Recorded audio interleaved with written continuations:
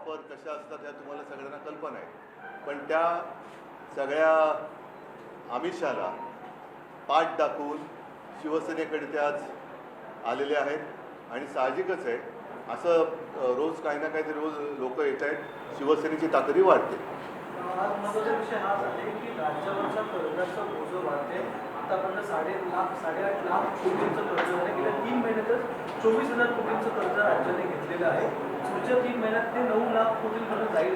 एकूणच ह्या सरकारचा जो काय कारभार आहे तो कर्ज काढून दिवाळी करण्याचा आहे. म्हणजे राज्याचं दिवाळ वाजलं तरी चालेल.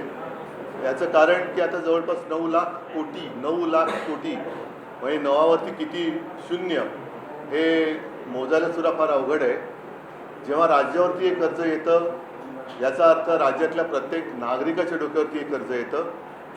हे कसं फेडणार, कोण फेडणार, कधी फेडणार आणि कर्जातून आपण बाहेर पडल्यानंतर आपली प्रगती कधी करणार. कारण हे कर्ज काढून जर तुम्ही कॉन्ट्रॅक्टरच्या हितासाठी रस्त्याची कामं, पुलांची कामं, धरणाची कामं करत असाल तर त्याला मी काही विकास मानायला तयार नाही. हा कर्जबाजारीपणा कसा संपवायचा त्याच्यावरती आता अधिक लक्ष देणं हे गरजेचं आहे.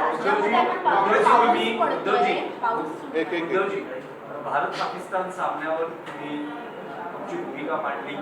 शिवसेना उद्धव बाळासाहेब ठाकरे पक्षाचं आंदोलनही झालं, पण आता जे काही आंतरराष्ट्रीय स्तरावर पडसाद उमटत आहे, काय उमटतं, भारतीय क्रिकेटपटूंनी हस्तांदोलन करण्यास नकार दिला, त्यावरून आज सामन्यामध्ये भूमिका आहे. पण असंही म्हटलं जाते की बीसीसीआयचा खेळाडूंवर ही मॅच खेळण्यासाठी दबाव होता असं मला वाटतं सुनील गावस्कर पण बोललेत. आणि एकूणच भारतीय जनता पक्ष, मी त्याला बोगस जनता पार्टी म्हणतो, यांचं देशभक्तीचं हे ढोंग उघडं पडलेलं आहे. आमच्यावरती घराणेशाहीचे आरोप करताना अमित शहाचा मुलगा जय शहा ह्याच्या हट्टापायी देशाची प्रतिमा आणि देशभक्तीचा चुराडा करणारं हे सरकार आहे. हे ढोंग आणि हे ढोंगी यांचं आता सगळं बिंग आता फुटलेलं आहे. म्हणजे खरंच लाज वाटते. एक कणखरपणा दाखवायला पाहिजे होता. नाही खेळणार, काय झालं असता परत एशिया कप आम्ही नाही खेळणार. कारण मी गेल्या वेळेला आपल्याशी बोललो होतो तेव्हाही मी हा मुद्दा अधोरेखित केला होता, तो परत आज बोलतोय. पहलगामच्या हल्ल्यानंतर आपल्या पंतप्रधानांनी जगभरामध्ये सर्व पक्षांच्या प्रतिनिधींचं शिष्टमंडळं ही पाठवली. तुम्ही नेमकं तिकडे काय सांगितलं? आतंकवादाच्या विरुद्ध आहे. कोण करते तुमच्याकडे आतंकवाद? पाकिस्तान करते.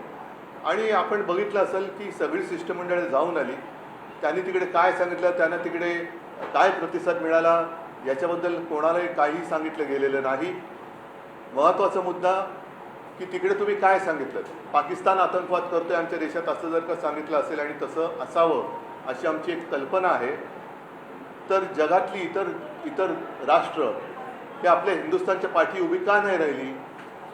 आणि त्याचं उत्तर आता तुम्हाला मिळेल की ज्या तोंडाने आपण सांगितलं की आमच्या देशामध्ये पाकिस्तान दहशतवाद फैलावतो आहे, दहशतवाद करतो आहे, आमच्या नागरिकांचे निष्पाप निरपराध नागरिकांची तो बळी घेतो आहे, हे सांगितल्यानंतर 1 महिना 2 महिना 4 महिन्यामध्ये तुम्ही सगळं काही विसरून त्या पाकिस्तानबरोबर क्रिकेट खेळणार असाल तर जग तुम्हाला हाच प्रश्न विचारेल की एकदा नक्की ठरवा ना की तुम्ही पाकिस्तानचे मित्र आहात की शत्रू आहात. आणि जर का शत्रू असाल तर सगळे संबंध तोडा, मग आम्ही तुमच्या मागे उभे राहतो. नाहीतर आम्ही त्या पाकिस्तानच्या विरुद्ध उभे राहायचं आणि तुम्हीच पाकिस्तानकडे जाऊन केक खाऊन यायचा. ही परराष्ट्र नीती ही काय देशाला तारक आहे असं मला वाटत नाही, घातक आहे देशासाठी. आता isakal.com आहे देशातील नंबर 1 ची मराठी न्यूज वेबसाईट. प्रत्येक अपडेटसाठी isakal.com ला नक्की भेट द्या.